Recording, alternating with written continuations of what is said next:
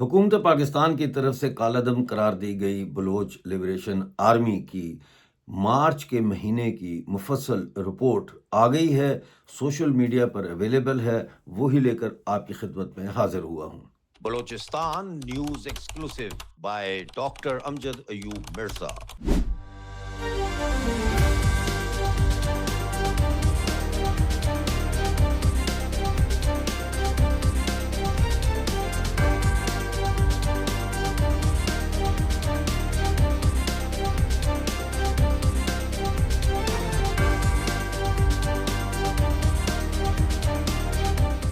بلوچستان سے متعلق خبریں جاننے کے لیے چینل کو جوائن کیجئے، سبسکرائب کیجئے، ویڈیو کو لائک اور شیئر ضرور کیجئے۔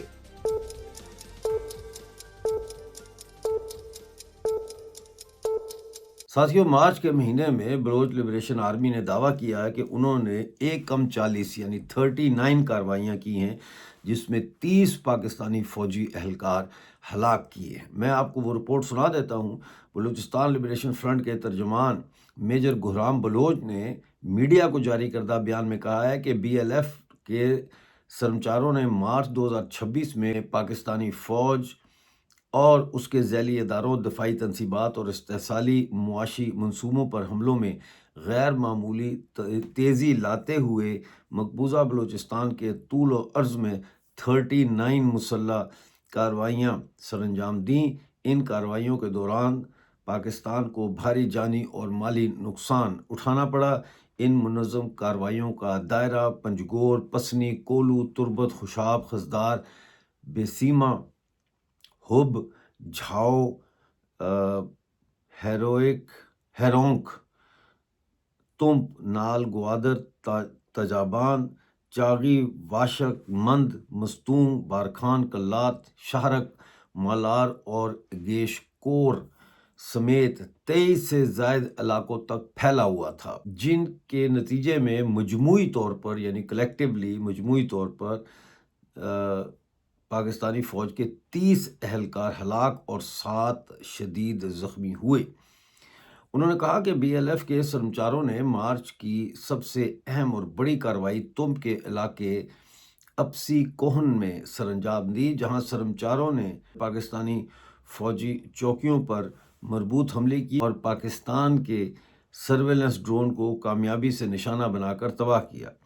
اس اسپیشل آپریشن کے دوران پاکستانی فوج کے 15 اہلکاروں کو ایک ہی جگہ پر ہلاک کیا گیا۔ ترجمان نے کہا کہ انٹیلیجنس کے محاذ پر 3 انٹیلیجنس بیسڈ آپریشنز کے دوران پاکستان کے 12 کلیدی امپورٹنٹ ایجنٹس اور اہلکاروں کو بھی ہلاک کیا گیا۔ یہ نیٹ ورک بلوچ نوجوانوں کی جبری گمشدگیوں اور سرمچاروں کی مخبری میں براہ راست ملوث تھے۔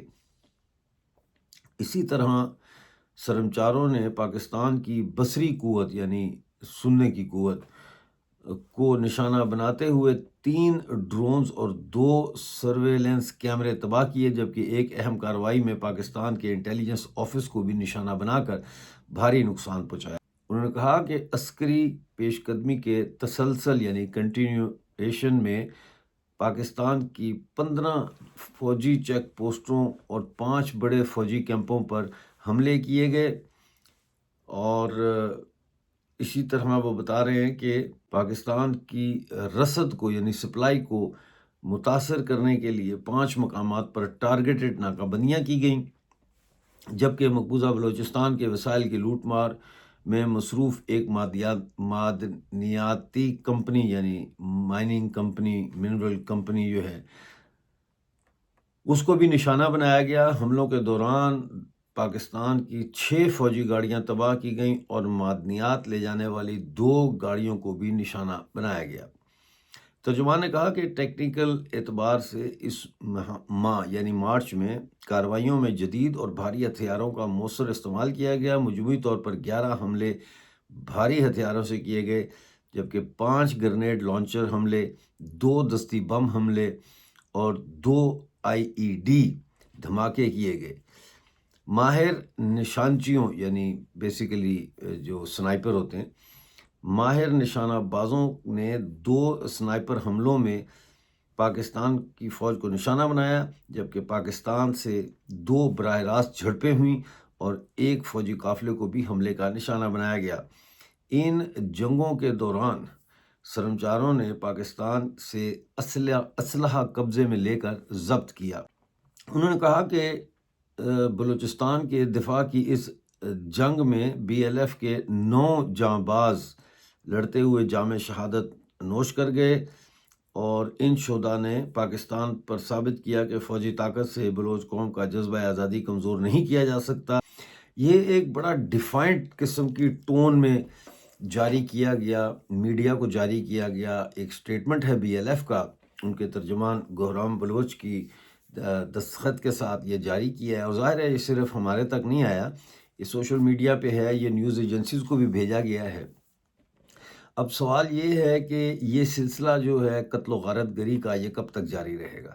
یعنی پاکستانی فوج کا اگر ہم دیکھیں تو بلوچستان میں وہ بھی ایک زندگی اور موت کی لڑائی لڑ رہے ہیں، اور بلوچ جو آزادی پسند ہیں وہ بھی زندگی اور موت کی لڑائی لڑ رہے ہیں۔ پاکستان کے پاس تو پھر بھی راستہ ہے کہ پاکستان کی فوج جو ہے اگر وہ مذاکرات کے ذریعے ہتھیار ڈالنے پر راضی ہو جائے، رضامند ہو جائے، یا وہ بلوچستان سے فوجیں جو ہے نکل جائیں پاکستان کی، تو پھر اس میں پاکستانی فوج کی بچت ہو سکتی ہے۔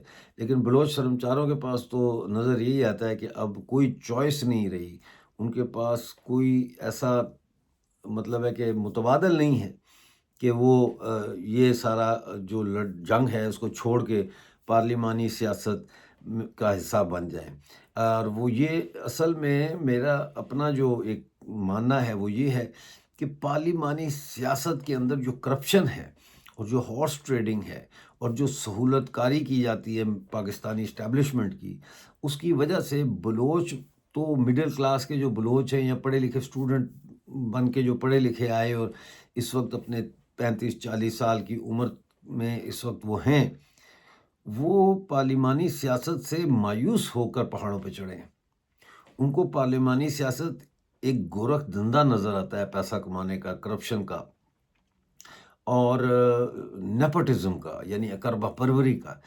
تو اب اگر بلوچستان کے اندر امن چاہتے ہیں آپ، یعنی کہ پاکستان اور بلوچ امن چاہتے ہیں، تو پھر اب وقت آ گیا ہے کہ پاکستانی فوج جو ہے اس کو وہاں سے نکالا جائے، بلوچستان سے مختلف مراحل میں، اور بلوچستان کو ان کے حوالے کیا جائے جن کا اصل میں بلوچستان تھا۔ ہمارے پروگراموں کا مقصد یہ نہیں ہے کہ ہم یہاں بیٹھ کر وائلنس کو گلوریفائی کریں، ہمارا مقصد صرف یہ ہے کہ آپ تک حقائق پہنچائے جائیں، آپ کو بتایا جائے کہ اس وقت کیا صورتحال ہے۔ ناظرین، جنگ میں کوئی شوق سے جنگ میں نہیں جاتا، چاہے وہ فوجی ہو چاہے وہ جنگجو ہو۔ جنگ بہت ہی ایک بھیانک چیز ہوتی ہے۔ آپ نے اگر جنگیں نہیں دیکھیں تو آپ یہ چیز نہیں سمجھ سکتے۔ جنگ صرف ایک فائر کرنا نہیں ہوتا، گولی مارنا نہیں ہوتا، کسی جھڑپ میں انوالو ہونا نہیں ہوتا، بلکہ جنگ کے اندر جو ہولناک واقعات ہوتے ہیں وہ ساری زندگی کے لیے لوگوں کے ذہن پر نقش ہو جاتے ہیں۔ وہ سائیکلوجیکل ٹراما بن جاتا ہے ان کے لیے، ایک صدمہ بن جاتا ہے جس سے وہ ساری زندگی باہر نہیں نکل سکتے، وہ کچھ اور ہی قسم کے انسان بن جاتے ہیں۔ اس لیے یہ جنگ جتنی جلدی اپنے حتمی انجام کو پہنچے اتنا ہی سب کے لیے اچھا ہے۔ آج کا شو دیکھنے کا بہت شکریہ، ملتے ہیں اگلے پوڈ کاسٹ میں، اس وقت تک کے لیے مجھے اجازت دیجیے اور اپنا بہت سارا خیال رکھیے۔